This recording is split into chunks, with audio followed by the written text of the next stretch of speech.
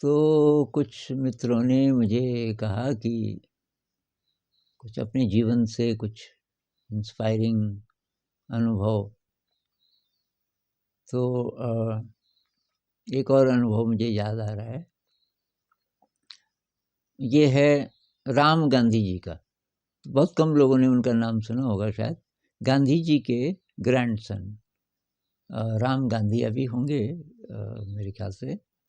वो ऑक्सफोर्ड, शायद Oxford university में प्रोफेसर थे फिलोसफी के।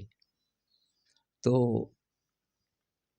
वो शांति निकेतन आते रहते थे विजिटिंग प्रोफेसर की तरह। तो ये बात शायद 84 या 85 की है। मैं शांति निकेतन में था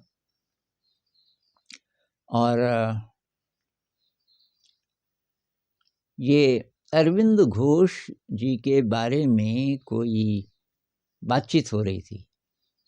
तो मेरे दोस्त थे एक प्रोफेसर, वो मुझे वहाँ ले गए कि एक बहुत कमाल के आदमी हैं, वो बोलने वाले। तो राम गांधी थे जो बोल रहे थे। उस दिन मैंने उनको देखा था।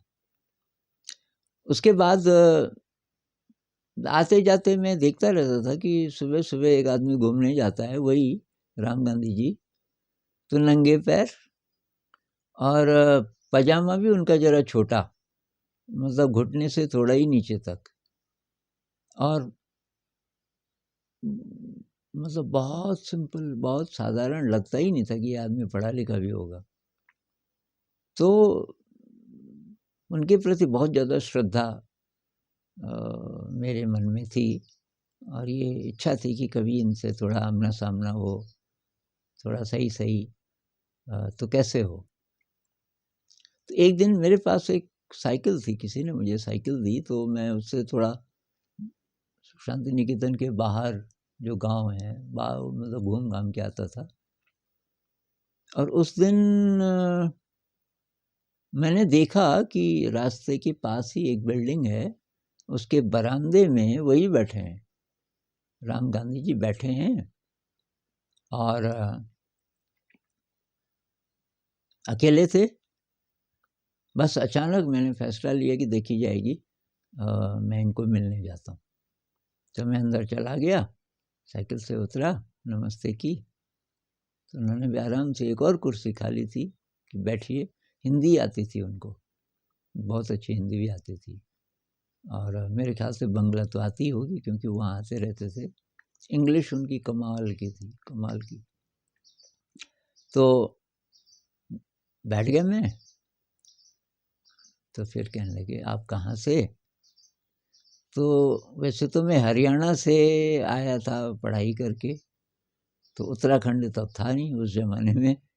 तो मैं बोलता था, लेकिन मैं बोलता था पंजाब से, क्योंकि हरियाणा लोग जानते नहीं थे, वहाँ पंजाब जानते थे कि अच्छा कि पंजाब में तो कि बहुत अच्छी कृषि है। आराम से बातचीत हो रही थी। तब तक रिक्शे की घंटी बजी। एक रिक्शा वाला था पास ही में। तो घंटी बजी तो राम गांधी जी ने पीछे देखा और उसको इशारा किया कि थोड़ा ठहर। फिर मैंने नोटिस किया कि वहाँ एक टेबल भी थी बरामदे में, उस पे एक सूटकेस था। और फिर मैंने देखा कि दरवाजे पे ताला लगा है।